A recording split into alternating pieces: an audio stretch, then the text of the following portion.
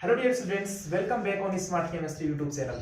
तो जैसा कि स्टूडेंट आप सबको पता है और आपके पास नोटिफिकेशन भी जा चुका होगा कि स्मार्ट केमिस्ट्री यूट्यूब चैनल पर बीएससी की केमिस्ट्री क्लासेस की जो हमारे पास नया बैच था वो स्टार्ट हो चुका है, जिसमें हम लोग बात करेंगे फर्स्ट ईयर की केमिस्ट्री के बारे में, सेकेंड ईयर की केमिस्ट्री के बारे में और फाइनल की केमिस्ट्री के बारे में। तो आज इस वीडियो में हम लोग बात करने वाले हैं जो अपनी फाइनल की जो केमिस्ट्री होती है, जो अपना थर्ड ईयर की जो केमिस्ट्री है उसके बारे में हम लोग बात कर लेते हैं। तो हमारी जो रेगुलर क्लासेस होने वाली हैं, जो आपको शाम को 3 बजे और 4 बजे के बीच में आपको क्लास प्रोवाइड कराई जाएगी। तो अगर आप हमारे चैनल पर नए हैं तो प्लीज चैनल को सब्सक्राइब कर लीजिए और बेल आइकन को भी प्रेस कर लीजिए, जिससे आने वाली वीडियोस का नोटिफिकेशन सबसे पहले मिल सके। और आपको करना क्या है, आपको डेली शाम को 4 बजे के 3 या 4 बजे के समथिंग जब भी आपको क्लास मिलती है, सब कुछ छोड़ छाड़ के आपको क्लास अटेम्प्ट करनी है अच्छे तरीके से। आपका जो फाइनल ईयर है, अगर देखो इसमें अगर आप फेल हो गए ना, तो आगे आपको क्या है 1 साल और बर्बाद करनी है। इसका मतलब क्या है, जो आपकी जो 3 साल की योजना थी वो 5 साल की योजना में बदल जाएगी। तो आपको करना क्या है, डेली की डेली नई आपको क्लास अटेम्प्ट करनी है। तो चलो बात करते हैं अपनी जो क्लास होंगी वो किस तरीके से करेंगे, कौन सा पेपर पहले पढ़ेंगे, कौन सा पेपर बाद में पढ़ेंगे। तो आप सबको पता है कि जो आपको केमिस्ट्री वो 150 मार्क्स की है, ठीक है। 50 नंबर प्रैक्टिकल के होंगे, 100 नंबर आपके थ्योरी के जो आपके पेपर लगते हैं उनके होंगे। जो 100 नंबर है वो आपको 3 पेपर में होंगे, इनऑर्गेनिक में, ऑर्गेनिक में और फिजिकल में। 33, 33, 34। इनऑर्गेनिक का 33 नंबर का, ऑर्गेनिक का 34 नंबर का और जो अपना फिजिकल का है वो 33, 33, 34, फिजिकल का 34 नंबर का होने वाला। इस प्रकार से आपके कितने होते हैं नंबर, टोटल 100 मार्क्स के होंगे। और मेरी कोशिश ये रहेगी, अगर आप हमारे लास्ट तक जब तक हमारी एग्जाम होंगी उस टाइम तक हम अपना कंप्लीट सिलेबस कर चुके होंगे, साथ साथ में रिवीजन भी कर चुके होंगे। अगर आप हमारे साथ ऐसे जुड़े रहेंगे तो आपको मैं गारंटी देता हूं कि आपको 100 में से 95 मार्क्स लाने की गारंटी मैं देता हूं। अगर मैं जितना पढ़ाता हूं अगर उसमें 95 मार्क्स नहीं आते हैं तो आप मुझे, जो आपको मन में हो वो आप मुझे बोल सकते हो, कि जैसा भी आपके मन में आए वैसा आप मुझे बोल सकते हो। लेकिन मेरी भी एक शर्त है कि आपको डेली क्लासेस लेनी पड़ेगी और आपको साथ साथ में क्या करना पड़ेगा, जो मैं आपको बताता हूं यहाँ पे, जो आपके पास जो भी मटेरियल होता है उसको आप साथ साथ में रिवाइज करते जाएंगे, तभी आपके 95 प्लस मार्क्स आ सकते हैं। तो चलो बात करते हैं कि हमारे जो तीनों पेपर हैं उनमें से जो हम आज स्टार्ट करने वाले हैं वो अपना फिजिकल केमिस्ट्री का, जो कि 34 नंबर का होने वाला है। 5 यूनिट है इसमें। तो आज हम स्टार्ट करेंगे इसकी 30 यूनिट के बारे में, जो आप लोग बीएससी सेकेंड ईयर में भी पढ़ के आ चुके हैं, जिसका नाम है स्पेक्ट्रोस्कोपी। देखिए बहुत ही इंटरेस्टिंग टॉपिक होने वाला है स्पेक्ट्रोस्कोपी। अपने आप में एक बहुत ही अच्छी विज्ञान की एक शाखा है, इसमें बहुत अच्छा रोल होता है इसका। कोई भी अननोन मॉलिक्यूल होता है उसको जानने में कि किस तरीके से अननोन मॉलिक्यूल के बारे में जानकारी प्राप्त की जाती है, तो ये टेक्निक बताती है स्पेक्ट्रोस्कोपी के द्वारा। तो इसके बारे में जान लेते हैं पहले। तो देखो यूनिट नंबर 3 अपनी, इसका जो पहला लेक्चर होने वाला है आज अपना स्पेक्ट्रोस्कोपी का, ठीक है। इसको हिंदी में बात करते इसको बोलते हैं स्पेक्ट्रोमेट्री। क्या कहा जाता है इसको, स्पेक्ट्रोमेट्री कहा जाता है, ठीक है। तो बात करते हैं कि पहले तो कि भाई स्पेक्ट्रोस्कोपी होती क्या है और इसकी आवश्यकता क्यों होती है, हमें उसके बारे में जान लेते हैं। देखो जब पुराना समय था वहां पे, जब देखो मनुष्य है कंटिन्यू कोई ना कोई खोज करता रहता है। तो पुराने समय में जो साइंटिस्ट थे उनको अगर हमारे पास क्या है कोई केमिकल से संबंधित कोई भी हमारे को पदार्थ मिलता था, अननोन कंपाउंड कोई भी मिलता था, तो उसको क्या करता था, वो उसकी जानकारी प्राप्त करने के लिए क्या करता था, वो उस पर प्रैक्टिकल किए जाते थे।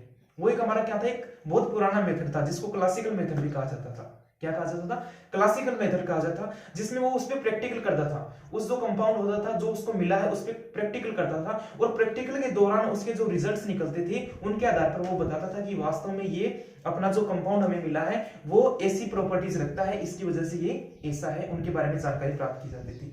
तो पहले उनमें क्या होता था कि पहले कंपाउंड मिल गया, फिर उसके बारे में क्या करते थे, उसका क्वालिटी प्रैक्टिकल किए जाते थे कि ये हमारा जो, जैसे आपको बताऊं जो आप लैब में करते हो जो एलिमेंटल टेस्ट होते हैं, जो इस आपका जो फंक्शनल ग्रुप होते हैं उनका टेस्ट करते हो आप लोग, तो उस तरीके से पहले उनका किया जाता था। उसके बाद में उनका क्वांटिटिव किया जाता था। क्वांटिटिव का मतलब यह कि जो अपना अज्ञात जो मॉलिक्यूल मिला है उसमें हमारे पास जो भी तत्व हैं उनकी कितनी कितनी मात्रा है, उनका रेशियो भी जाना जाता था। तो ये तो बहुत ही पुराना मेथड था, इसमें काफी लंबा समय लगता था। इसके बाद कुछ जैसे जैसे हमारी जो विज्ञान है वो तकनीकी करती गई, उसके आधार पर अपनाई स्पेक्ट्रोस्कोपी, स्पेक्ट्रोमेट्री, जिसमें क्या किया गया कि जो अपना अननोन कंपाउंड है उसकी जो जानकारी है वो आसानी से और बहुत जल्दी प्राप्त की जा सकती थी। और वो भी किसके द्वारा, जो अपने इलेक्ट्रोमैग्नेटिक वेव जो होती हैं, इलेक्ट्रोमैग्नेटिक जो विकिरण होती हैं, विद्युत चुंबकीय विकिरण होती हैं, उनके द्वारा उनको उनपे डालकर उनके बारे में जानकारी प्राप्त की जा सकती थी। तो हम लोग इसमें बात करेंगे जो अपना पदार्थ था और जो अपनी क्या थी विद्युत चुंबकीय विकिरण थी, इनके बीच में क्या किया जाता था, इंटररिएक्शन करवाई जाती थी। इनके बीच में एक दूसरे को जो अपना ये जैसे हमारे पास कोई पदार्थ था उस पे क्या किया जाता था, विद्युत चुंबकीय विकिरण डाली जाती थी और इसके आधार पर क्या किया जाता था कि वो अवशोषण करता है, कि वो उत्सर्जन करता है, या फिर वो ऐसे कैसे निकल जाती है, उनके आधार पर उनकी प्रॉपर्टीज का पता लगाया जाता था। तो ये थी स्पेक्ट्रोस्कोपी। तो सबसे पहले तो बात करते हैं इसकी परिभाषा की कि परिभाषा क्या है। तो देखिए स्पेक्ट्रोस्कोपी की परिभाषा लिख लीजिए सभी लोग साथ साथ में। तो रसायन विज्ञान की वह शाखा, या फिर आप विज्ञान की शाखा बोल दीजिए, विज्ञान की वह शाखा जिसमें अज्ञात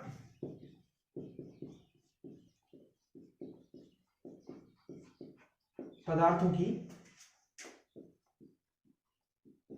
पहचान पदार्थ व विद्युत चुंबकीय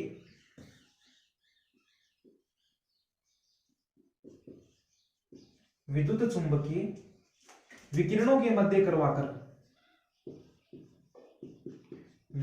मध्य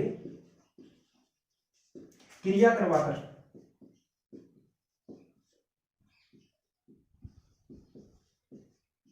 जानकारी प्राप्त की जाती थी,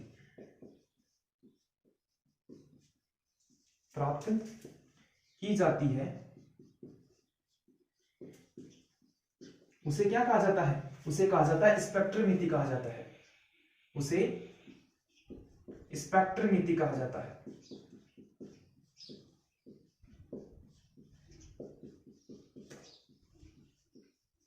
देखिए स्टूडेंट्स क्या है कि जैसे हमें कोई भी कंपाउंड मिलता है तो उसकी जानकारी प्राप्त करना हमारे लिए बहुत इंपॉर्टेंट हो जाता है कि जैसे जैसे डेवलपमेंट होता जा रहा है वैसे वैसे नई टेक्निक भी आती जा रही है। और उसी प्रकार हमारे सामने जो स्पेक्ट्रोस्कोपी थी वो भी एक टेक्निक ही है। ये अलग अलग टेक्निक है इसमें, जैसे एनएमआर है, वाइब्रेशनल, इसके अलग अलग टेक्निक्स है इसमें, ठीक है। और उन्हीं टेक्निक्स के आधार पर हम क्या करते हैं, जो अपना अननोन कंपाउंड होता है उसके बारे में हम लोग जानकारी प्राप्त करते हैं। तो देखो इसमें क्या है कि जो अपना पदार्थ होता है, जो आपका जैसे अननोन प्रोडक्ट है, जैसे हमारे पास क्या है, ये अननोन कोई मैटर है हमारे पास, क्या है इसके बारे में हमें कुछ भी जानकारी पता नहीं कि वास्तव में ये है क्या। तो इस पर क्या करते हैं हम लोग, जो अपने क्या है, जो विद्युत चुंबकीय विकिरण है,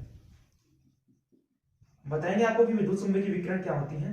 जो विद्युत चुंबकीय विकिरण है वो इस पर डाली जाती है, ठीक है। और इनके विद्युत चुंबकीय विकिरण जो डाली जाती है, फिर इस पर क्या इनका प्रभाव रहता है कि इनका ये उत्सर्जन करते हैं, इनका अवशोषण करते हैं, या फिर ये ऐसे कैसे निकल जाते हैं, उसके आधार पर क्या किया जाता था, इसका अध्ययन किया जाता है, इसके बारे में जानकारी प्राप्त की जाती थी। तो ये थी अपनी कौन सी, स्पेक्ट्रोस्कोपी। ये तो होती है इसकी परिभाषा के बारे में। अब हम बात करते हैं कि इसकी हमारे पास इसका जो टेक्निक होती है, इसका उपयोग किस तरीके से किया जाता है, उसके बारे में हम लोग बात करते हैं। देखो आपको इसकी स्पेक्ट्रोस्कोपी में आपको एक नाम नजर आ रहा होगा, स्पेक्ट्रम, उसके बारे में बात करेंगे। आपने एक वर्ड पढ़ा विद्युत चुंबकीय विकिरण, उनके बारे में बात करेंगे, ठीक है। अवशोषण पढ़ रहे हैं, उत्सर्जन पढ़ रहे हैं, उनके बारे में भी हम लोग बात करेंगे। तो सबसे पहले बात करते हैं जो स्पेक्ट्रोमीटरी है, इसके वर्ड के बारे में जान लेते हैं। ये तो थी इसकी परिभाषा। अब हम बात करते हैं जो स्पेक्ट्रोस्कोपी है, इसमें जो स्पेक्ट्रम नाम आ रहा है वो वास्तव में स्पेक्ट्रम होता क्या है, उसके बारे में जानते हैं। देखो स्पेक्ट्रोस्कोपी है वो स्पेक्ट्रम पर ही आधारित है। स्पेक्ट्रोस्कोपी को जानने से पहले हमें जानना यह जरूरी है कि स्पेक्ट्रम क्या होता है, कि वास्तव में स्पेक्ट्रम क्या है, उससे यही स्पेक्ट्रोस्कोपी बनी है। देखो आपको मैं बताता हूं स्पेक्ट्रम, पहले हम जानते हैं स्पेक्ट्रम क्या होता है।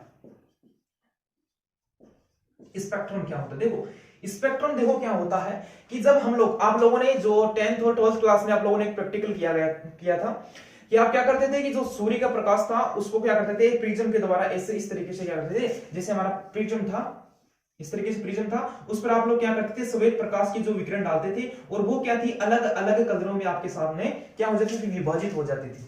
जैसे आप लोगों ने इस पर डाला और वो अपने अलग अलग कलरों में क्या हो जाती थी, विभाजित हो जाती थी। और इस प्रकार से हमें क्या है, अलग अलग कलर की एक बैंड नजर आता था, हमें क्या होता था, एक बैंड नजर आता था। और इस बैंड को अगर हम लोग किसी पर्दे पर प्राप्त करते हैं ना, और जो पर्दे पर जो बैंड हमें प्राप्त होता है उसी को क्या कहा जाता है, स्पेक्ट्रम कहा जाता है। क्या कहा जाता है, स्पेक्ट्रम कहा जाता है। तो हम लोग करते क्या थे कि स्टार्टिंग में जब हम लोग प्रिज्म पे जैसे श्वेत प्रकाश डालते थे, वो अपने जो उसके अलग उसके अंदर जो भी जितने भी तरंग दैर्ध्य के आधार पर जितने भी इसमें रंग थे वो अलग अलग हमारे को सेव हो जाते थे, और उनको अगर हम लोग क्या कर देते थे, एक पर्दे पर प्राप्त कर लेते थे।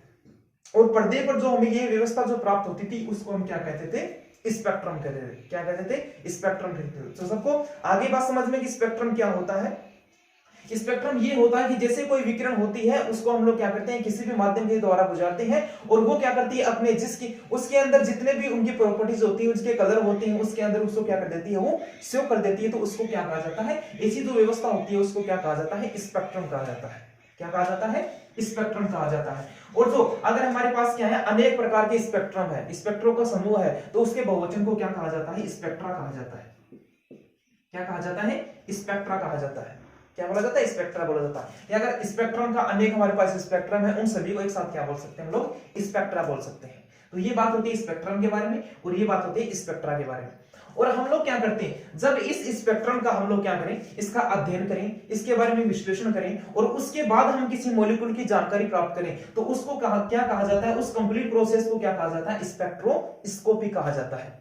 क्या किया जाता है, जिसमें विज्ञान की वह शाखा जिसमें हम लोग क्या करते हैं, स्पेक्ट्रम का अध्ययन करते हैं, उसको क्या कहा जाता है, स्पेक्ट्रोमिति कहा जाता है या फिर स्पेक्ट्रोस्कोपी कहा जाता है। इसमें हम लोग क्या करेंगे कि हमारे पास जैसे कोई भी कंपाउंड होगा उस पे, जैसे मेरे पास कोई भी कंपाउंड है, इस पे हम लोग क्या करेंगे, विद्युत चुंबकीय किरण डालेंगे और जैसे इसके साथ में ये निकलती हैं, जैसे किसी भी प्रकार के अलग अलग कलर के निकलेंगी, हमारे पास क्या है, जो विकिरण होती है, ये जो श्वेत प्रकाश होता है उसमें अनेक प्रकार की विकिरण होती है, उनमें तरंग दैर्ध्य अलग अलग होता है उनका, और उन्हीं के आधार पर हम उसके बारे में बात करेंगे। उनको भी अलग अलग रूप में बांटेंगे, उनकी जो ऊर्जा के आधार पर बांटेंगे, उनके तरंग दैर्ध्य के आधार पर बांटेंगे, वो भी बात करेंगे। जैसे हमारे पास ये अननोन कंपाउंड होगा, इस पे डालेंगे और उसका हम क्या करेंगे, स्पेक्ट्रम प्राप्त करेंगे और उस स्पेक्ट्रम का अध्ययन करेंगे हम लोग। और जो अध्ययन विज्ञान की जिस शाखा में किया जाता है उसको क्या कहा जाता है, स्पेक्ट्रोमिति कहा जाता है या फिर स्पेक्ट्रोस्कोपी कहा जाता है।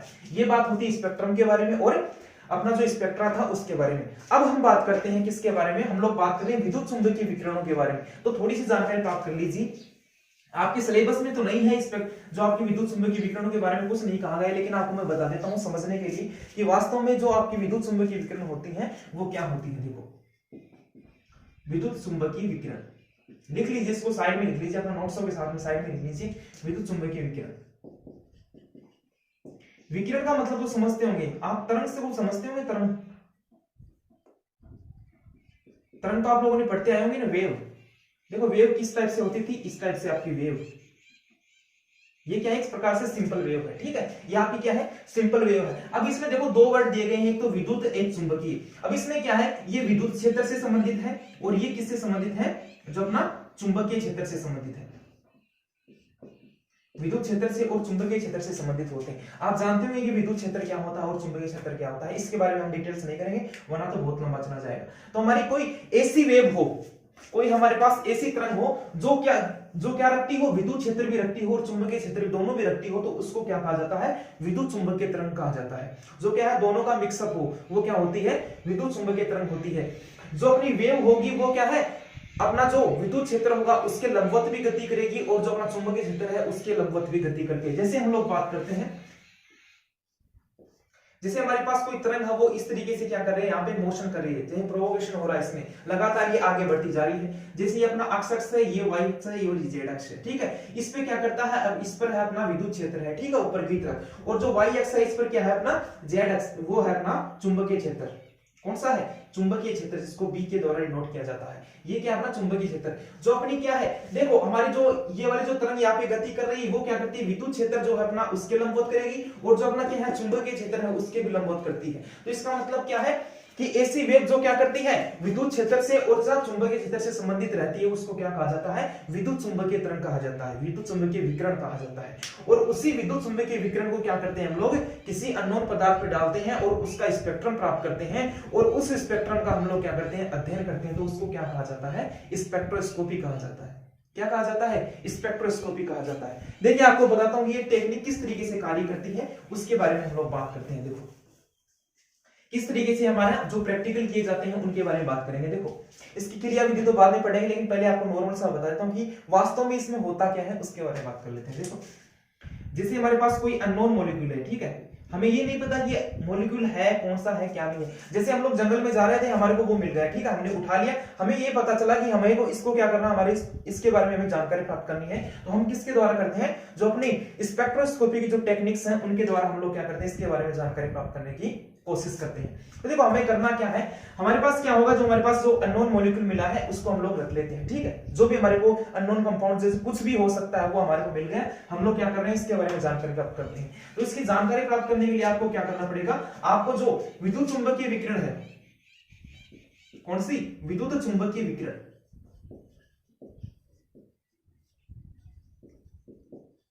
वो इस पर डालेंगे हम लोग, जिसको इंग्लिश में बोला जाता है EMR भी कहा जाता है, इसको इलेक्ट्रोमैग्नेटिक रेडिएशन भी कहा जाता है, ठीक है। इस पे डालते हैं, ठीक है, इनको इस पे क्या करते हैं, इसको डालते हैं इस पे, ठीक है। जैसे इस पे डालेंगे तो ये क्या करेगा, या तो फिर क्या कर सकता है, ये जो अपना पदार्थ होगा ये इनका क्या कर सकता है, अवशोषण कर सकता है, क्या कर सकता है, इसका अवशोषण कर सकता है, ठीक है। एब्जॉर्प्शन बोलते हैं इसको, ये एब्जॉर्प्शन कर सकता है, या फिर क्या कर सकता है, या फिर ये कर सकता है इसको वापस ऐसा का वापस भेज सकता है, बाहर भी भेज सकता है। इसका मतलब क्या कर सकते हैं, रिफ्लेक्ट भी कर सकता है, इसको रिफ्लेक्ट बोल सकते हो या फिर इमिशन बोल सकते हो, और हिंदी में अगर बात करें तो उसका उत्सर्जन भी बोल सकते हो उसका, ठीक है।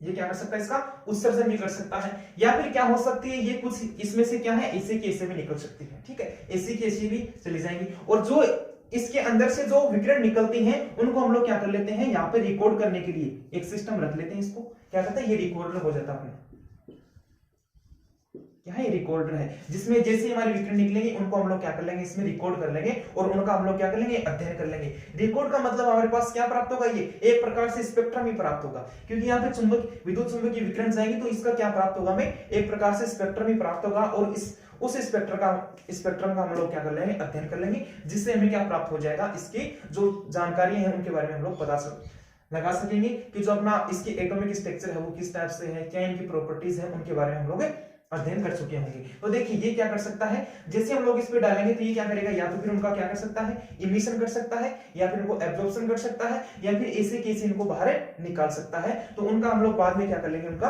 अपना जो क्या है अध्ययन कर लेते हैं, और उस प्रकार से हम लोग क्या कर सकते हैं, अपनी जो पदार्थ होगा, अपना अननोन कंपाउंड होगा, उसके बारे में जानकारी प्राप्त कर सकते हैं। अब हम बात करते हैं कि भाई अवशोषण क्या होता है और जो अपना उत्सर्जन होता है वो क्या होता है, उनके बारे में भी आपको बता देता हूं। ये तो आप लोग पिछले जो साल है वो पढ़ के आ चुके होंगे। केमिस्ट्री में आप लोग जैसे इनऑर्गेनिक केमिस्ट्री पढ़ते हैं उसमें आप लोगों ने बहुत अच्छे तरीके से पढ़ते हैं कि कोई इलेक्ट्रॉन ऊर्जा ग्रहण करता है, एक्साइटेड होके हाई लेवल पे चला जाता है, फिर वापस आ जाता है। तो इस तरीके से क्या है, जो आपका अवशोषण और जो उत्सर्जन है वो भी एक क्या आपको बहुत अच्छे तरीके से समझ में आएगा। लेकिन आपको फिर से मैं बता देता हूँ कि जो अवशोषण और उत्सर्जन के बारे में बता देता हूँ। अवशोषण और एक साइड में देख लीजिए आप उत्सर्जन, आपको एकदम से हल्का से बताऊंगा आपको। जैसे हमारे पास क्या है, हमारे पास ये कोई ग्राउंड स्टेट है, ठीक है, ये क्या है ग्राउंड स्टेट है, जहां पे क्या है हमारे पास मॉलिक्यूल है, ठीक है। और ये क्या है इसकी, जैसे अपने मान लिया कोई अन्य स्टेट है, इसका लेवल, इसका अन्य स्टेट है इसकी, ठीक है, जिसको जीवन मान लेते हैं हम लोग, ठीक है, ये इसकी अदर स्टेट है। यहाँ पर क्या है कोई इलेक्ट्रॉन है, इसको हम लोग क्या करते हैं एनर्जी देते हैं, क्या करते हैं एनर्जी देते हैं। जैसे एनर्जी देते हैं तो ये यहाँ से यहाँ तक पहुंच जाता है, ये एक्साइटेड होकर यहाँ से पहुंच जाता है। तो हम लोगों ने क्या किया, इसको एनर्जी दी, तो इसने क्या किया, एनर्जी को अवशोषित किया ना, अपने अंदर लिया तभी तो ऊपर गया, ठीक है, एनर्जी आई तभी तो इसके ऊपर गया। तो ये क्या करता है, जैसे इस पे इलेक्ट्रोमैग्नेटिक वेव पड़ती है तो उसको क्या करता है, ये अपने अंदर ग्रहण कर लेता है और एक्साइटेड होके अन्य अवस्था में चला जाता है, अपने जो इसकी ग्राउंड स्टेट है उसकी हाई लेवल पे चला जाता है। या फिर अगर जीवन पर है, अगर एक लेवल पर है तो वहां से करके दूसरे लेवल पर चले जाएगा। इस तरीके से क्या करता है, ये ऊर्जा का क्या कर लेते हैं, अवशोषण कर लेते हैं, और वो एक्साइटेड स्टेट भी होती है उसकी, ठीक है। इस तरीके से ये तो क्या होता है, अवशोषण होता है। अब बात करें उत्सर्जन की, तो उत्सर्जन में क्या होता है, देखिए जैसे हमारे पास क्या है, जैसे इन्होंने क्या किया अवशोषण किया, तो अवशोषण करने के बाद इसमें जैसे मान लें जीवन जो अपनी स्टेट थी इस पे चला गया, ठीक है, यहां से चला गया। अब ये क्या करेगा, अब ये वापस आने के लिए क्या करेगा, यहां से अपनी जो इसने एनर्जी ली थी, जिस जो विकिरण थी उसका जो अवशोषण किया था उसको क्या कर देगा, वापस छोड़ देगा। तो जैसे ही छोड़ देगा तो वापस अपनी स्थिति में आ जाता है, यहाँ पे आ जाएगा, और यहाँ से क्या हो जाएगी, जो हीट थी, जो भी उसने क्या है विकिरण की जो ऊर्जा ली थी वो वापस यहाँ से क्या हो जाएगी, उत्सर्जित हो जाएगी। ये क्या होता है, अपना उत्सर्जन होता है। तो ये बात होती है अवशोषण के बारे में, और ये बात होती है किसके बारे में, उत्सर्जन के बारे में। तो हम लोगों ने जान लिया किसके बारे में, स्पेक्ट्रोस्कोपी की कुछ जो महत्वपूर्ण इसकी प्रस्तावना थी, इसकी जो परिभाषाएं थी, उनके बारे में हम लोग बात कर चुके हैं। अब हम बात ये करते हैं कि जैसे मैंने आपको एक पॉइंट बताया था कि जो आपकी ये जो विकिरण है, इलेक्ट्रोमैग्नेटिक वेव है, वो अनेक प्रकार की होती है।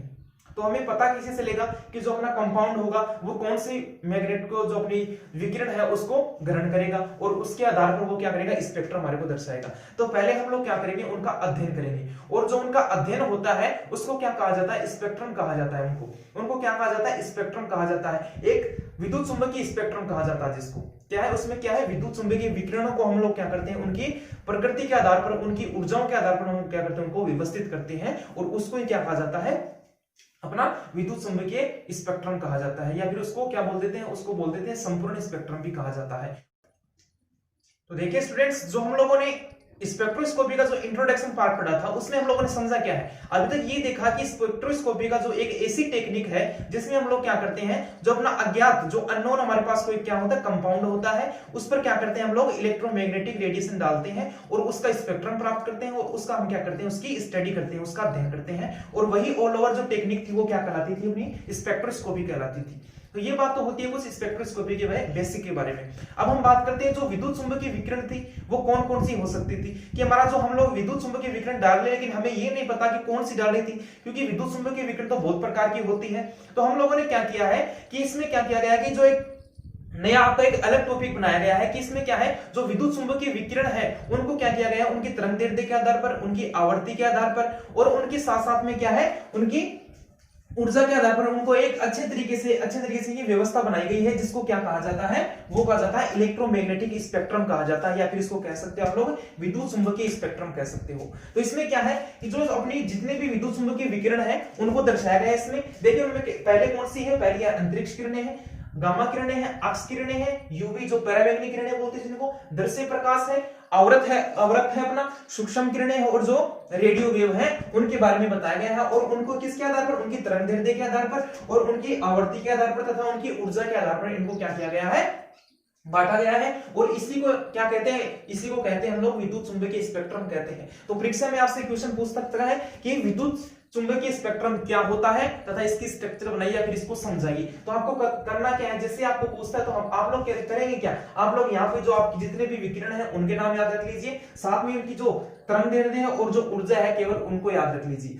देखिए इसमें क्या किया गया है, इसमें ये बात है जो इसकी ऊर्जा है वो यहाँ पे तो क्या है, ज्यादा है। तो ऊर्जा की बात करें तो ऊर्जा क्या है, सबसे ज्यादा ऊर्जा इसकी है, किसकी, जो अपनी अंतरिक्ष किरणें होती हैं उसकी ऊर्जा क्या है, सबसे ज्यादा है। जो तरंगदैर्ध्य की बात करें तो वो सबसे कम होती है। आप लोगों ने पढ़ा होगा आइंस्टीन का एक नियम पढ़ा होगा, E बराबर क्या पढ़ा था आप लोगों ने, एच न्यू पढ़ा था, ठीक है, एच न्यू पढ़ा था, और न्यू की जगह आप लोग क्या बोल सकते हो, इसको एच सी अपॉन लैम्डा भी बोल सकते हो। तो इस तरीके से हम लोग क्या कर सकते हैं, इस तरीके से इनकी ऊर्जा के बारे में और उनकी आवर्ती के बारे में और इनकी तरंगदैर्ध्य के बारे में हम लोग पता कर सकते हैं। और इसको पूरा जो प्रारूप बना हमारे पास, ये जो वाली व्यवस्था जो बनी है, इसको हम लोग क्या कहते हैं, इसको हम लोग कहते हैं जो विद्युत चुंबकीय स्पेक्ट्रम कहते हैं। तो एक बार इसको उतार लीजिए सभी लोग, इसका स्क्रीनशॉट ले लीजिए और इसको साथ साथ में अपने नोटबुक में उतार लीजिए, जिसमें मैंने आपको विकिरण भी बताई है कितने प्रकार की है, और उनकी तरंगदैर्ध्य भी बताई है, उनकी आवर्ती के बारे में बताया और उनकी ऊर्जा के बारे में बताया है। तो इसको एक बार पॉज कर लीजिए और उसके साथ साथ में इसको उतार लीजिए। अब हम लोग क्या करते हैं, जैसे हम लोगों ने किसी भी अपना जो अननोन कंपाउंड था उस पे हम लोगों ने क्या किया है, उस पे हम लोगों ने डाल दी विकिरण, डाल दी कोई भी विद्युत चुंबकीय विकिरण डाल दी। अब उसके आधार पर क्या बनेगा, इसमें स्पेक्ट्रम बनेगा, क्या बनेगा, उसका स्पेक्ट्रम बनेगा। और उस स्पेक्ट्रम में हमें देखने को मिलेगा कि हमारा जो पदार्थ था वो कितनी ऊर्जा की विकिरण को अवशोषित करता है, उसकी फ्रीक्वेंसी क्या है, और उसी के आधार पर हम लोग क्या कर सकते हैं, उसकी विशेषताओं के बारे में जान सकते हैं। तो इस प्रकार बात होती है स्पेक्ट्रोस्कोपी के इंट्रोडक्शन के बारे में और जो अपना विद्युत चुंबकीय स्पेक्ट्रम है उसके बारे में। तो वीडियो कैसा लगा आप मुझे कमेंट बॉक्स में जाके जरूर बताएंगे, क्योंकि जब तक आप हमें नहीं बताएंगे तब तक हमें कोई भी सपोर्ट नहीं मिलता। लेकिन देखिए आप लोग जब देखोगे, आप लोग जितना हमें सपोर्ट दोगे उतने सपोर्ट हम आपको देंगे, उतनी अच्छे तरीके से हम लोग मेहनत करेंगे।